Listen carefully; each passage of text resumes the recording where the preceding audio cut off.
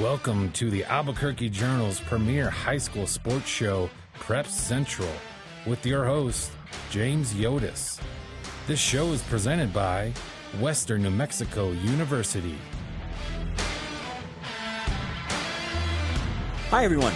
Welcome to Preps Central, the Albuquerque Journal's high school sports podcast. I am James Yodice. I am the high school sports editor at the Albuquerque Journal. We welcome you this week. There are two podcasts this week. Want to up front thank our sponsor, Western New Mexico University, for their support of this podcast and for sponsoring what we do here, and we thank them for that. Going to be talking in this first podcast. There are two podcasts this week. In this podcast, we're going to be speaking to former Cleveland High head coach Heath Ridenour, former Rio Rancho head coach David Howes. They served together on the UNM coaching staff for a couple of years. Both of them are now back in the high school ranks, and we're going to have a lively chat with them today.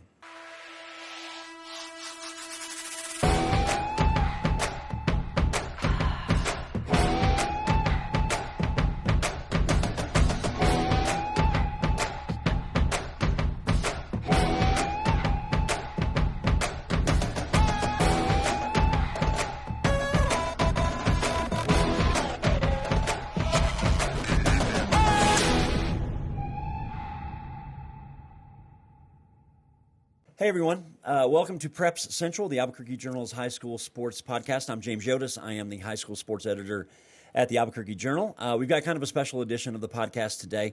We're going to get into some of the prep football stuff, Week 7 highlights, looking ahead to some of the games to watch here this weekend in Week 8. But I've got two special guests, and I'm thrilled to have them here together here in our studio, and we're going to talk. We're just going to riff for a while on a few different subjects. So, joining me today, Heath Ridenour, who is a former assistant at Cleveland, former head coach at Cleveland, former assistant coach at the University of New Mexico. Now Heath is back as the OC at Cleveland.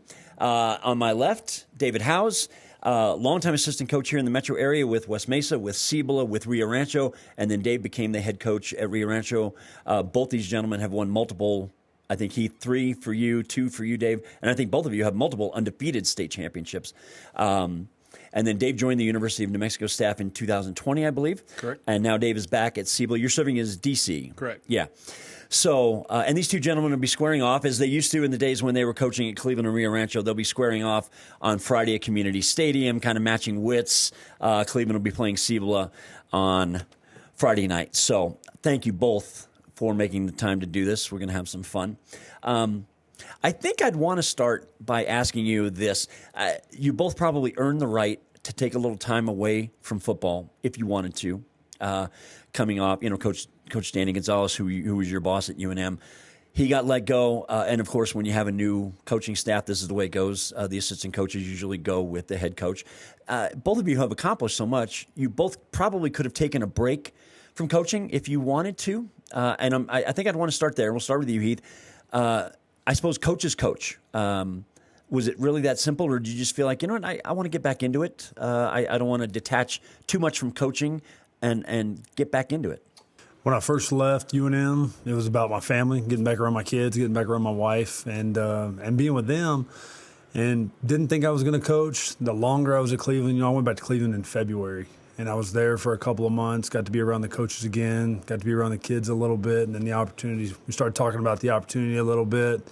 And once you coach, you coach. It's what you do. It's in you. And I'm glad to be back at it. I am. I enjoy it. I learned a lot of football at the University of New Mexico with those guys. Yeah, and we're going to talk about that. I have a specific question about that. But, Dave, same question for you. And I saw you back in the spring at one of the state tournaments, and we were talking about whether you may or may not want to get back into the high school ranks. What was the lure for you to come back? So, funny enough, family, same, but I don't have young kids still in high school having a good time and having your hair on fire and going to 6 games in the same week. I don't have that, but as my son's finishing up college at the University of New Mexico, he started in the fire academy in Rio Rancho, so he'll be graduating and in the academy at the same time. So he'll need some support there. Then my daughter is at UNM graduating, and so she's graduated, but now she's in a master's program, had a 2-year program. So being here and close and supporting them through those transitions was really important to my wife and myself. And so, again, when you start looking at moving on or chasing the dream all over the country, you got a lot of other factors involved in that as well. How many contacts do you have out there? What are those, that circle of connections have, going on? And at the end of the day, it's about family and the support that they need here. And so my mom is also here by herself, and so I'm also her support system. And so it wasn't a decision to be made lightly, but at the end of the day, I didn't start getting back into the kind of workforce until August. And so I spent some time in the spring and summer with several different teams, in the spring mainly. And through the process, I really didn't plan on jumping back in, but visiting some schools and talking and actually spending time with several different schools at the same time, I looked at a Cibola high school that was my alma mater, going 0-10, and a bunch of kids that came back when in today's society, kids quit. And they don't take a hard road. And these kids came back for a chance to win. And I thought, I can go make a difference. I'm not in a position in my career where I need to chase championships, and I always want to and will. That's the competitor in me. But, I can go make a difference somewhere, especially my alma mater, and try to help win a little bit. So I decided to help a friend of mine and a coach that I had on staff at Rio Rancho go change the culture and do some things. So that kind of pulled me back in more than anything else. Right. So how has the transition been? Both of you spent a whole lot of years being the decision maker and being the face of the program. You at Cleveland, you at Rio Rancho. How has it been getting back into it where, there's a little less pressure as a coordinator? Not that it's an easy job, but, all the paperwork and dealing with parents and booster clubs and all that. How has the transition been being back as a coordinator? When you're the head coach, 95% of your job is all the administrative side of it, and 5% is the football. Now, wait, let me stop you. 5%? You don't get to do a lot of football. You're dealing with booster clubs. You're dealing with parents. You're dealing with teaching classes. I would have you're thought doing it'd been all like this. 60-40 maybe. It's not a lot. Now, all mine is football. I work offense. I do the game plan. I watch film. I talk to our kids. And then at the end of the day, I walk out. I leave. It's nice. I really do enjoy it. There is a lot less pressure than what we dealt with the last few years at University of New Mexico. I mean, your job's on the line every single day when you're there. And here you just go make a difference in kids' lives and coach them up. And I've enjoyed it. It's been great. What about for you, Dave? I mean, this is your second stint with Cibola. Of course, this is my alma mater as well. And last year was tough to watch. Sure. At 0-10. And, Cibola's won a couple of games this year, including that nice win over Albuquerque High to start the year. How are things coming along for you, being back as a coordinator? Kind of same thoughts there about all of that other pressures that come with being a head coach in any sport, not just football. And now just, you get to focus on football. I agree with Coach. I mean, as a head coach, I probably was involved a little bit more with the ongoing simply because of my personality probably. But at the end of the day, you, like Coach said, I mean, you spend more time doing laundry and making sure that things are in line and everybody else is in line and everything's going right. Because when you have a big program and you want it to be successful, you got to do everything right. So you can focus now just on the defense, in my case, and I've enjoyed it. It's I agree with Heath also. I've learned so much football over the last 4 years, and I went into leaving Rio Rancho feeling like I knew something about football, and then I got with Coach Long and Coach G and realized, in our defensive staff, and realized there was a whole bunch to learn. So I got a crash course for 4 years on football, and it's made me a better coach, and really it has made me enjoy and appreciate what guys like Coach do on offense and what these high school coaches do. Because, I mean, you look all over the country, and even the Florida, defensive coordinator talks about cutting his teeth in high school football. And it's true. You see so many different things, and coaches have to trick so many things out that you can see different offenses every single week. And in college, there's some things that are pretty standard. But at the end of the day, it's been a great experience, and I'm glad to be back to try to make a difference. I wrote down this very specific question, which you just touched on, and I'm going to get both of you to expand on what you just said. And the question generally was, what did you learn about coaching football in general that you did not know before you left the high school ranks for the Lobos? For me, it was detail. The amount of time you get to spend on football when you're in college, I mean, you're there a lot. We had some late nights. So the detail in which you get to coach is awesome. And at the high school level, that's really, really hard to do because you're wearing so many hats. You got so many irons in the fire with your teaching and with all the stuff that's going on. So you don't get that detail. And the detail of football and being with like Coach Vincent this season, the detail at which he handles the offense was awesome for me to learn. And I'm a detail guy, and it's something that really got me excited. Did you feel like, as Dave just said, did you feel like you came away from your couple of seasons with UNM as a better coach, as having a better understanding of the game, bigger picture kind of things? Absolutely. It hadn't changed me as a motivator.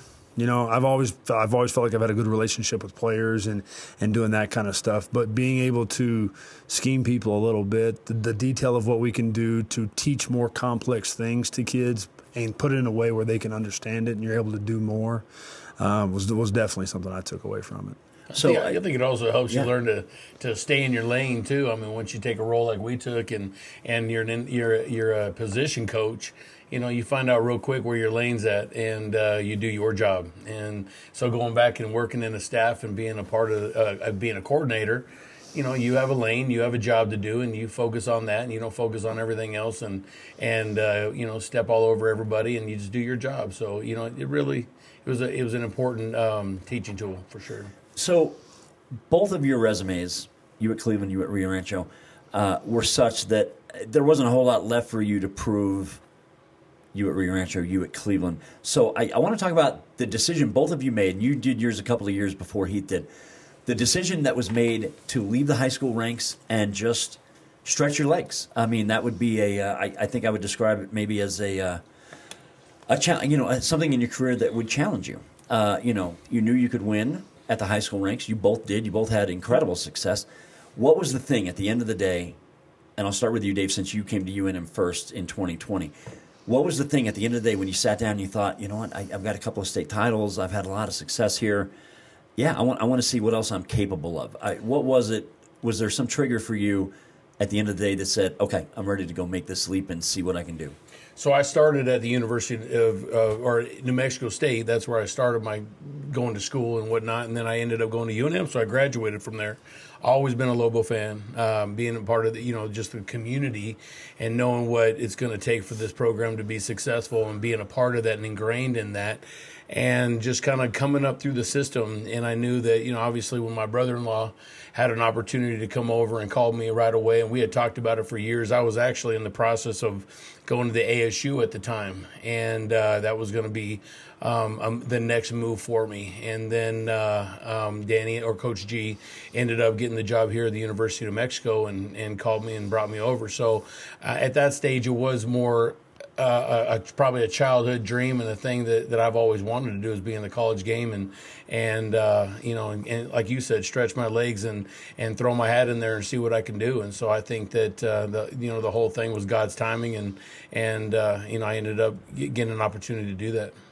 So Heath, it was a month. I remember I was sitting at Albuquerque High School covering the Metro basketball tournament when I got the word that you had left Cleveland to join UNM as well. This would have been January of 2022.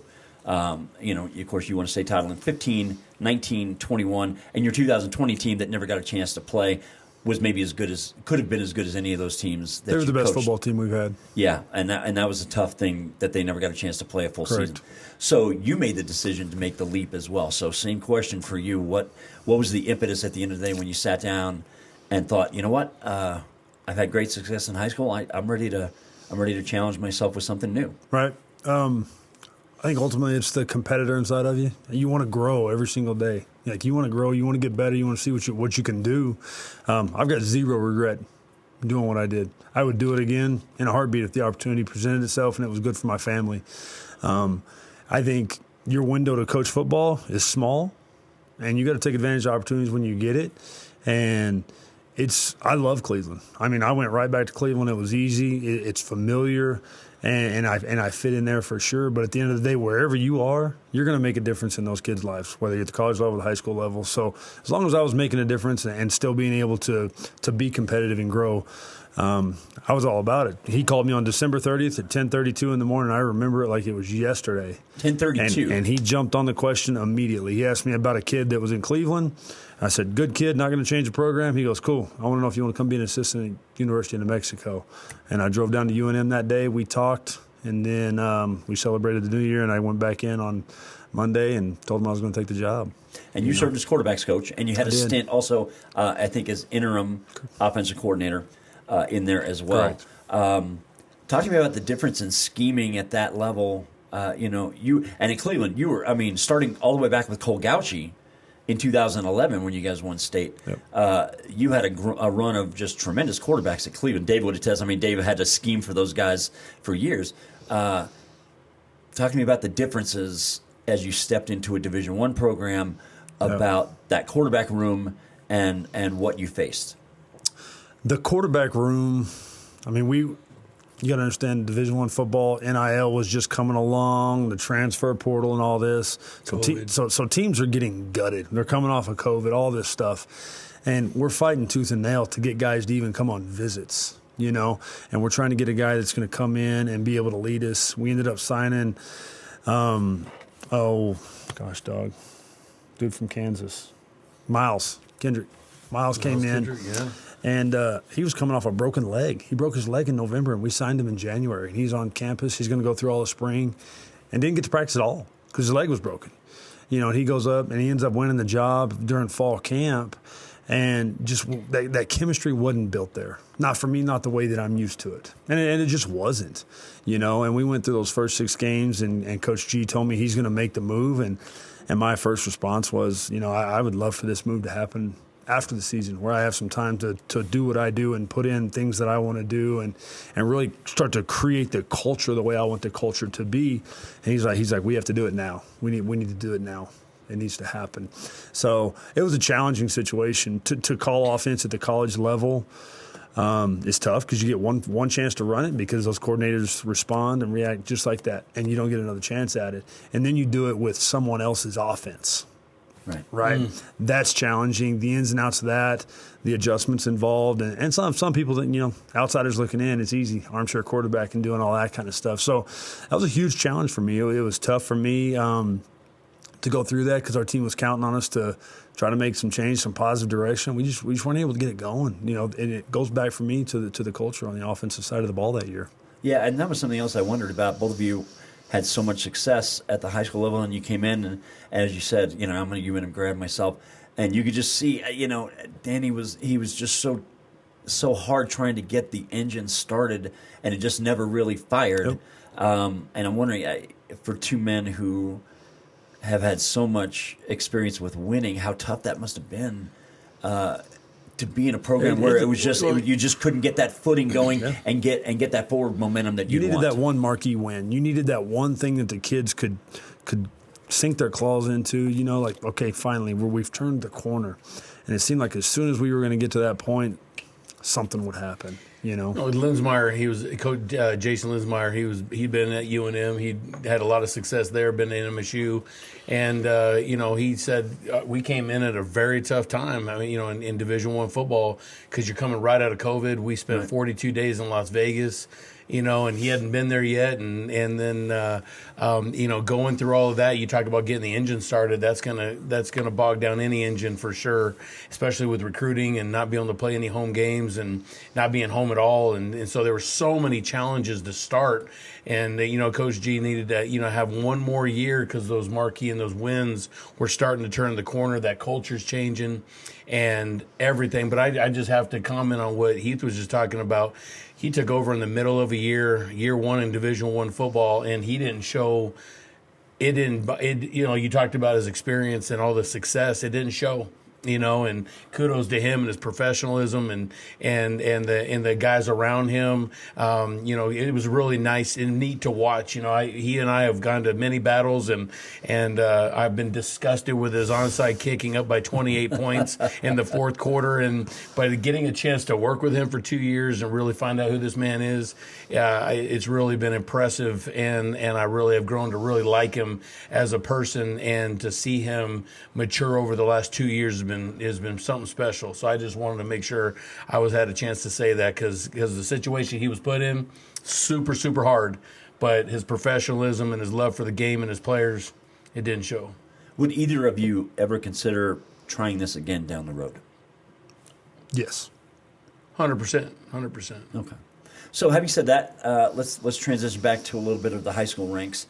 One thing I want to ask, and I'm going to start with you because you're the offensive mind at this table.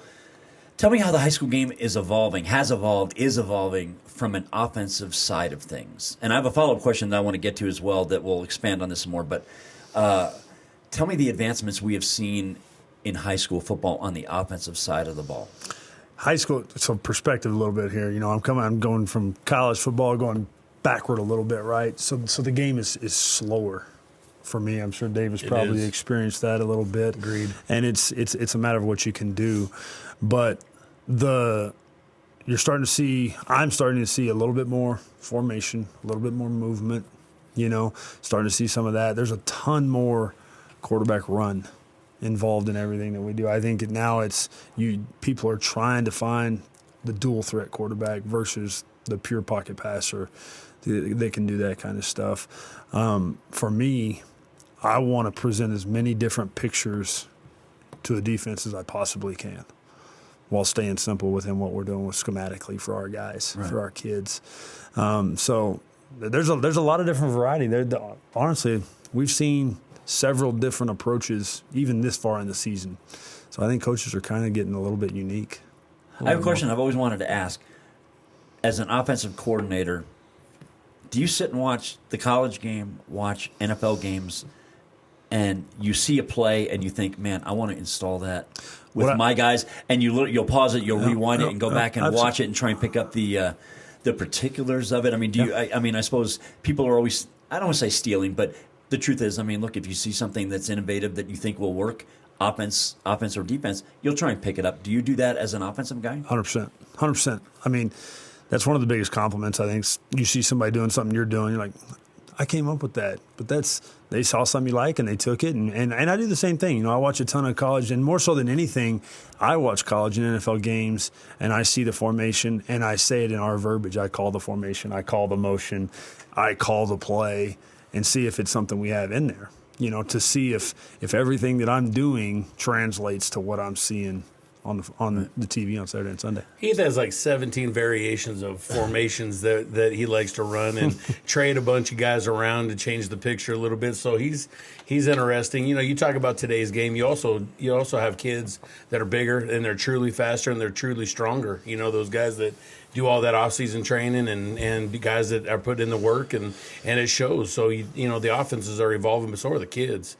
The way that they're playing, the speed in which they're playing. The kids of New Mexico are catching up to a lot of the other places in the country, and they're showing that we do have some talent and ability to do some things here in New Mexico. But you're getting a lot of that evolution as well, the kids' evolution and the coaching evolution. There's a lot of different formations, motion, trades, and it's making people shoot. Roanhouse said it 20 years ago, 15 years ago about the coaches and how much more evolution he's seeing out of the coaching. And there's a lot of good coaches in New Mexico. Right. It's pretty cool to watch. Okay, so for years in this job, and I've been doing this job almost 40 years, I heard it. I don't even know how many times I heard it. Offense wins games, defense wins championships. I'm going to float something that I want to get both of your perspectives, and maybe I'm just completely out of whack on this. I believe the worm is turning. I believe you can say almost as frequently that defense wins games and offense wins championships. And I'll point just to last year. Cleveland goes out and has an unbelievable defensive year. Shuts everybody down. And I mean all the best teams. And then LaCueva went out and Cam Dyer goes nuts on him. And LaCueva puts up 35, beats him by 3 touchdowns. Cleveland hadn't given up anything to anyone the whole year. Roswell High in Class 5A goes out and has, I think they gave up 84 points in 12 games. And then Artesia put 35 up on them in the final. And I was at both their games. The one in the regular season where they dominated Artesia's offense, and they almost shut them out, actually, going into the fourth quarter, which was really strange to watch in person. Roswell has a defense that's playing just off the charts. Artesia went in the state championship game, and Coach Maupin had some new looks for him, and they went up and down the field on him. Portales in Class 4A had a tremendous defensive season. And then Lovington comes in and puts, I think, 50-something on them in the championship game. And Portales' defense hadn't shown any kind of indication they would give up something like that. And I remember thinking, man, I just did not see that coming. So defense wins games, offense wins championships. I'm not saying it's gone 100% the other way, but I feel like it's moving that direction. I want to get both of your takes on this. I think the better your offense is, the better your defense is going to be. I think that's the best defense we have is when our offense is moving the ball. And that kind of philosophy has changed. Basketball on grass and what used to be 14 or 17 points a game to hold somebody down, now you say if we can keep them under 28, we got a chance. And so, yeah, the times have changed a little bit, but it's basketball on grass and guys like this that develop guys all over the field and talents running all over the place. It's going to be a track race, and you better be able to do that, and that's where offense comes in. So, so as a defensive guy, how do the defenses keep up with this? With the innovation and the evolution on the offensive side of the ball, how do the defensive guys, the players and the coaches who are trying to scheme for these teams, how do you guys keep up? Well, I think you're seeing it. A lot of the defenses that are out there can't line up in the same split or the same defense every time and being a 4-3 cover 2 every time. These guys have evolved and had to be multiple defenses to give multiple looks to all these multiple offenses that are giving multiple looks.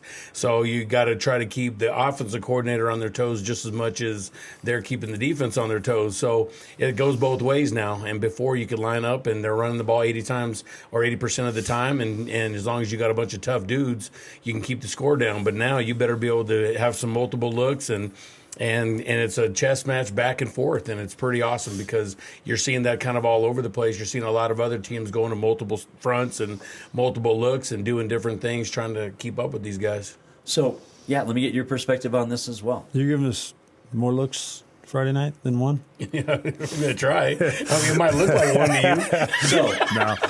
This notion about defense winning games, but offense winning championships as much as they ever have before. I mean, is there anything to it? Yeah, I think there is. I've always felt like you put a ton of pressure on the opponents when you can score at any time. And I feel like when you can score at any time, they're on thin ice. And when you start going, that ice can break and that team can fall apart pretty quick because they know, oh, no, it's happening. It's happening.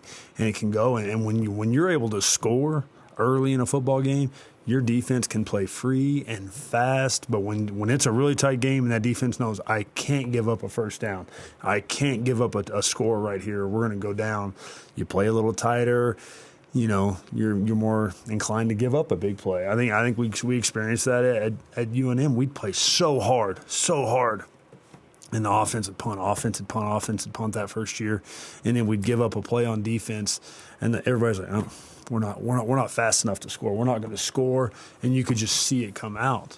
But when you got the ability to score, I think your team maintains energy, and it turns into a 4-quarter fight.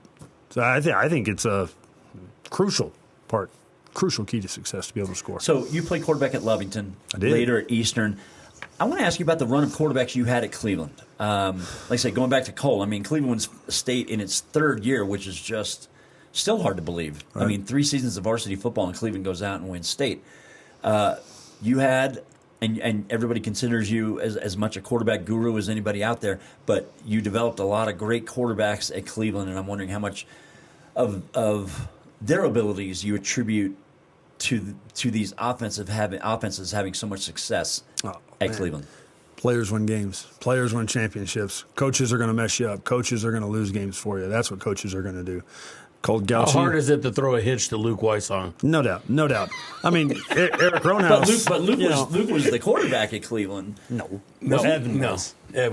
Luke was a slot. I'm sorry. My point is the guru threw it to their best players, and those guys made plays. I do think I made the comment Friday night at our game. We threw the first play. We threw a little swing route out to our running back, and he broke it for a touchdown. I go, fellas, we're really good football coaches. We just threw it to the fast kid. Right, and he goes. And he goes to the right. He's near the right sideline. Yeah. I want to say he's pinned, and then boom, he just completely reverses his field and goes 40 yards across the field before he even starts going back toward the end zone again. Yeah. And it was just a really, I mean, you can't. But back to Heath's point, if you watch that on film, a bunch of defenders are running over there thinking, uh-oh, here we go again in space. And that goes to his point. When you have a bunch of guys that catch the ball and have the mentality to score on every play, your opponent is running over there instead of the intent to punish. They're trying to have the intent to not make a mistake. Yep. And it's a whole different. You can see it on film. Yeah. And as a defensive coach, you got to get that out of them. How? I don't know. Because you just got to preach it and preach it and teach it and teach it. But again, when you have all those weapons, it can change mentalities. What has this week been like? The two of you have not matched brain pans in a while since the 19. We match brain pans every day. Yeah. And we went against each other all the time. But you two have not faced each other since, I think, the 2019 championship game. I might be wrong about that. I think that's correct. We went 7-on-7 in the summer. Yeah, I'm talking about an actual game. But how has this week been? I know neither one of you is going to give up anything about what you're going to have on the table for Friday, but I'm just wondering, has it been kind of fun sitting down, breaking down their game film, and trying to figure out some way to keep this game in a reasonable level to give you an outside chance to win this game? Because you guys are going to be huge underdogs. You think? Yeah. But I can tell you that Coach, what's really been kind of cool is I was really interested to see how this year was going to evolve, how much UNM stuff would show up in his game plan. And there is a nice little flavor to it, some things that he did bring back with him to UNM, but a lot of it is what he did before, and some of that speed option to the boundary and all, the things that they did back when he was coordinating at Cleveland years ago. I mean, he still has his identity and he still has what he does, and his kids are playing fast and comfortable, and he brought some end-over stuff and things that they did at UNM, and so he has a nice mixture of the two, and that's not great for us, because he's evolved and he's got some really cool stuff going on. But his number 12 is still the quarterback like it's always been. And he can do all the same things that his guys have always been able to do. And having the guy it really boils down to the mentality to compete with that. And that's sometimes a process, and sometimes it's a culture change, and that takes a minute. Yeah.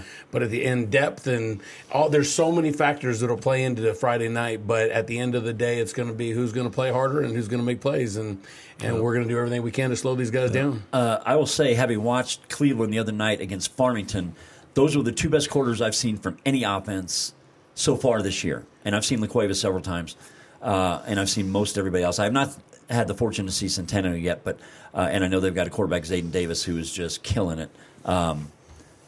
Those two quarters you played against Farmington on Friday night, and Jordan Hatch is the quarterback we're talking about. Right.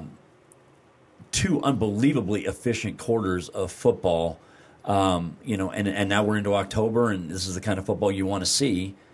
When we're only 3.5 weeks away from Selection Saturday.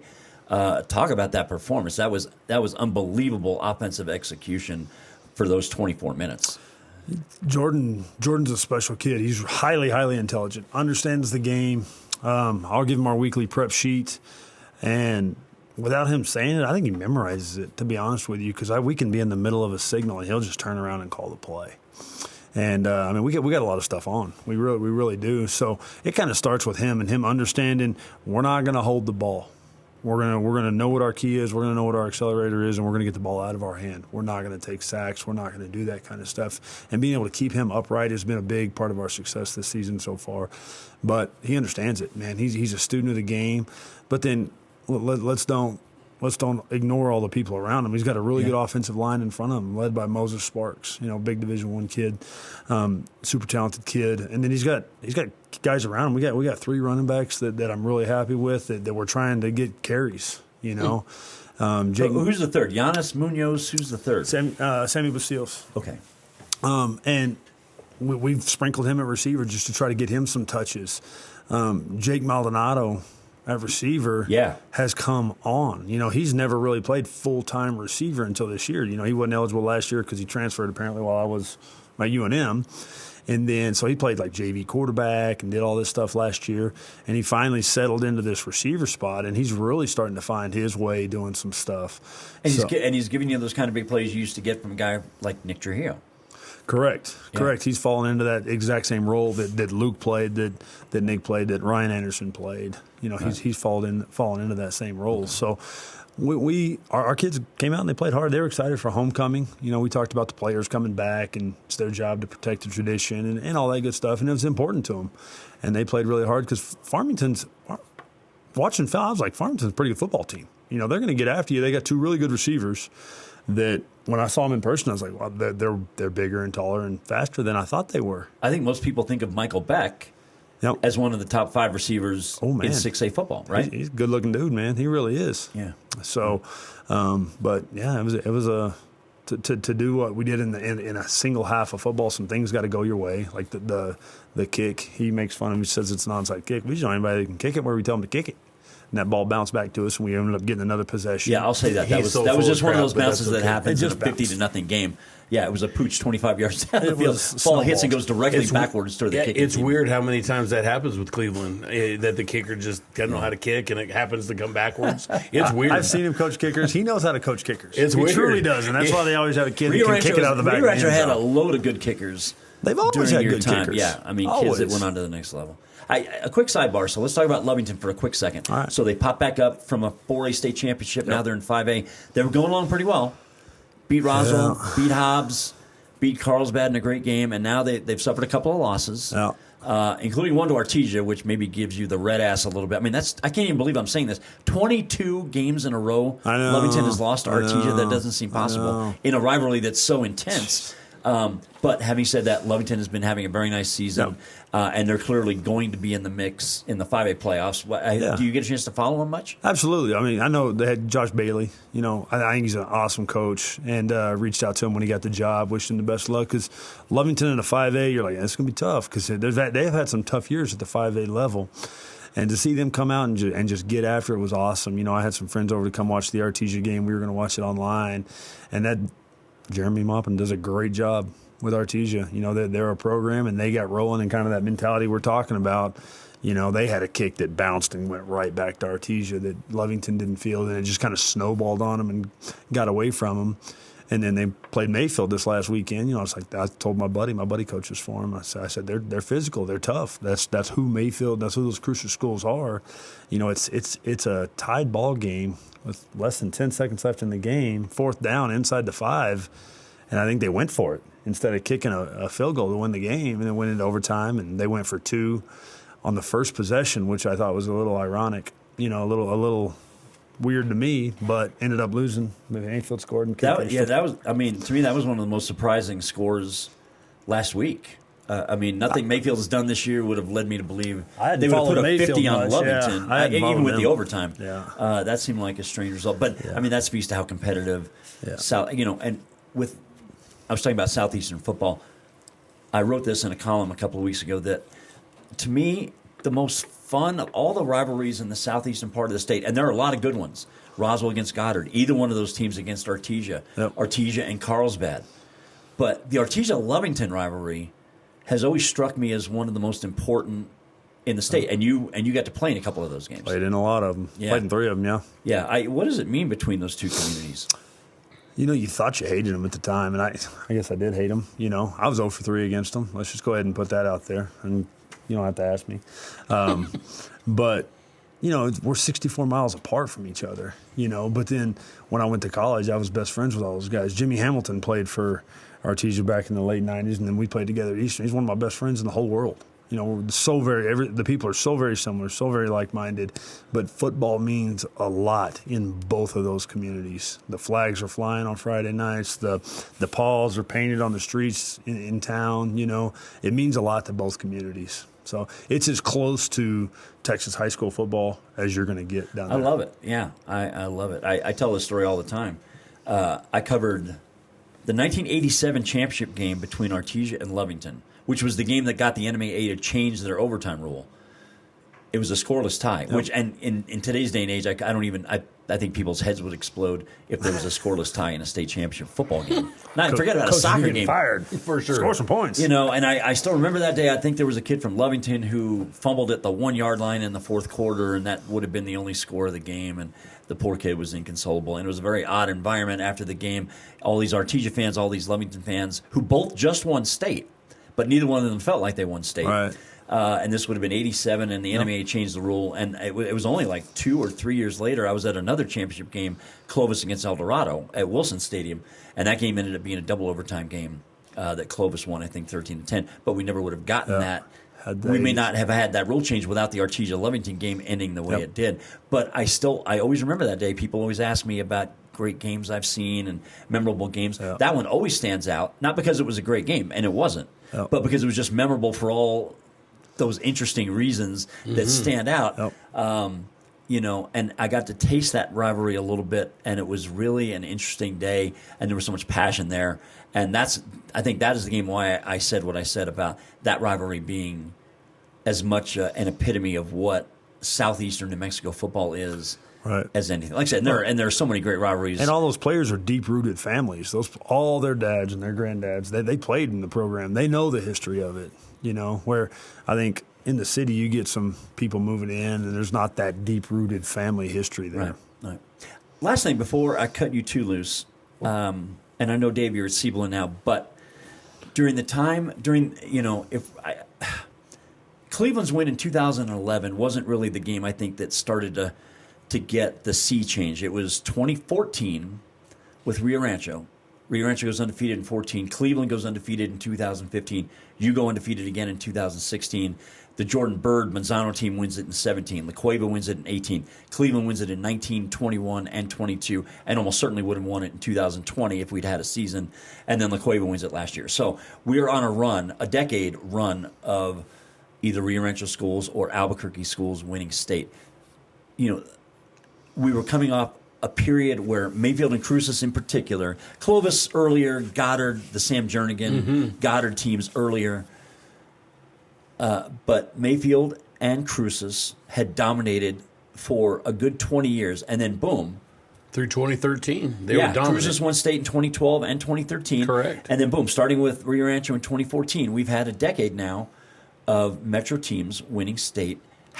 Where did the worm turn here and go from? Was it the opening of Centennial that filtered out athletes from Cruces and Mayfield? Was it the improved coaching levels here at schools like Manzano with Chad Adcox or Brandon at La Cueva, or the two of you at your schools? I think some of that early Clovis domination had started to subside a little bit. And then Cleveland comes in 2011, and Kirk Potter and Heath did a great job with that group and started waking up the sleeping giant. And then in 2011, we go to double overtime with Cruces and beat them in Cruces and double overtime to move on and play these guys in 2011. Or maybe that was, it was 2011. I think they beat you in the semifinals that year. In the semis, 2011. They played Cruces in the quarters. We played them in the quarters and beat them in double overtime. Right, but then Cleveland beat you in the semis. Correct. Right. Okay. Right. It was 28-28 going into the fourth. Anyway, but you look at the shift at that point and the domination of Cruces and Mayfield all those years. Then Centennial starts to open up, and the kids are starting to get divided. And so while they're a little preoccupied at that point, and some of those shifts were having, and some of that change that you're talking about there, I think these guys ran with it. And without Cleveland having the success they had early, and then us having an opportunity to have the success that we had, I think we fed off of each other for so long. And then we weren't. Don't kid yourself. We sat there. We, meaning me and my staffs, sat there and watched all this Southern success, and we're like, we want that. That needs to be ours. We need to bring that here. And so the opportunities, as he talked about earlier, is taking advantage of your opportunities. That was something that was a main focus. So those guys drove us. These guys drove us, and it became a ping pong. You talk about these traditions. It became a heck of a rivalry with Rio Rancho and Cleveland every year, and fighting for the scraps and fighting for the championships. And so they all pushed everybody. And you talk about Albuquerque schools, it's really been, Manzano was in there too, I get it. But La Cueva's really been dominant. Yeah. And the importance of football has never moved from La Cueva. The importance of football at Cleveland and Rio Rancho, that hasn't gone anywhere. And it's that small town, small district focus on the love of football that really drives all that stuff. And so we got to catch up. Albuquerque football has to catch up, and it has to be more important. Think about how big the story was in 15 when it was two metro area teams playing in the state championship for the first time ever. Right, when you played Charlie. Which was crazy to me. Yeah, I spent a whole week. I spent that whole week writing a story every day that week, which I had never done. That's true. For any state championship game. I had never done that. I did a piece on you and Charlie one day. There were various stories that I wrote that week. We had never treated a state championship game that way because we'd never had one where we had two Albuquerque teams playing each other, or two metro teams playing each other in a state championship game. And it was so unique. And now, now it's second nature. Rio Rancho against Cleveland. You guys played each other in the finals in 19 and 21. Yeah, we saw La Cueva play Manzano. We saw Cleveland play El Dorado. It's become such a regular thing. And I still remember walking into the field house there when you were at Rio Rancho, and I always got a little chuckle out of it. And I'm sure Heath already knows about this as well. You had a whiteboard right outside of your office in which you had the schedules for all the teams you were playing, and at the bottom it just said Rio Rancho South. And I used to think, man, they really just it just must drive you crazy. And then Cleveland goes out and wins state in 3 years, and Rio Rancho had already been open like another 12 or 13 years before Cleveland ever opened. And I was wondering, maybe Cleveland winning state ignited something with the Rio Rancho program and said, we cannot let Cleveland High School, the new kid on the block, right? Remember, suddenly come in and step on our heads. It was like Rio this. Rancho, and it split from Rio Rancho, went to the north, and a lot of that talent went over there as well. So there was a lot of animosity early on.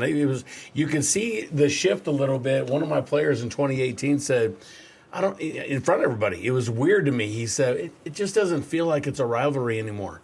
Well, there's a reason why that team there's a reason why we were 4-7 and not competing, because that importance in that rivalry had lost its flavor for some of those guys, and they got it right back in 19. But that whole Rio North thing, I was giving a speech at the Hall of Fame deal earlier this week, and I referred to Cleveland in my speech, and I referred to them as Rio North. It's just something that I can't get out of my head. It is what it is, man. I have nothing but respect for Cleveland, have nothing but respect to what these guys have done, and it's just, but that old inside of me is kind of hard to get rid of, so I did refer to them as Rio North. That's right. Sure. I misspoke. I said Rio Rancho South. I meant to say Rio Rancho North.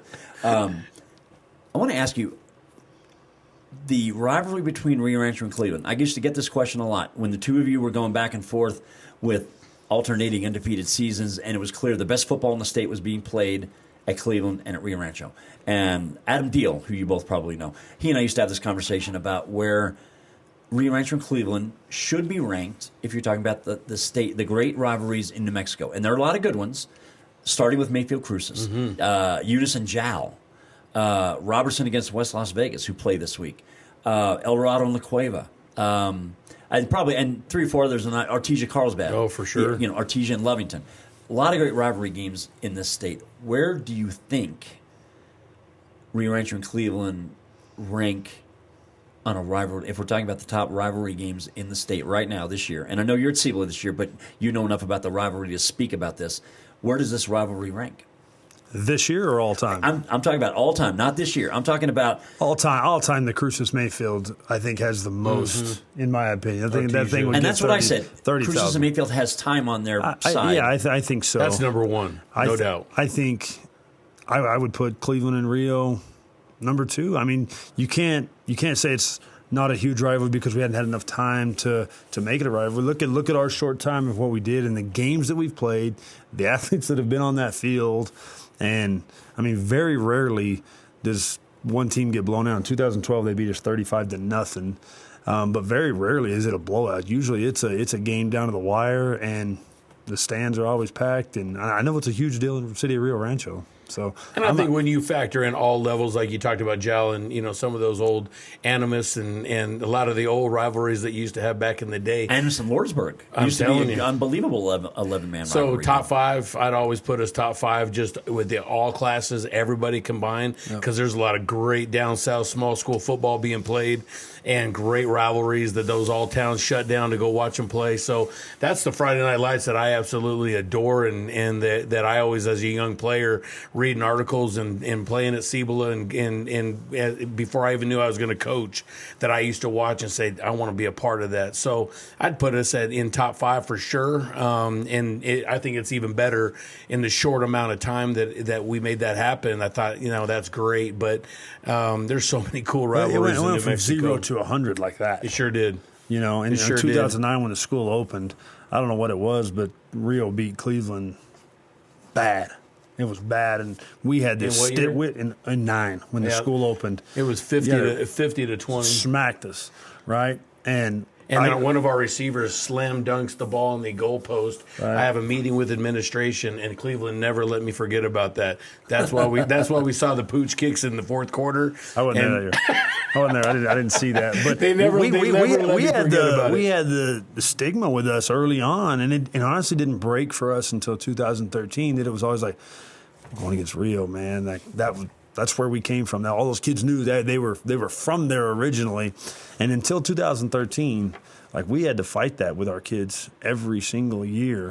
And then beyond 13, that we had a good class that year with Desmond Branch and those guys, and they kind of broke that stigma for us. Sure did. And and look, a great rivalry is not just about the football. That's the whole point. It's about how the communities relate to one another. It's about how long they've been facing each other.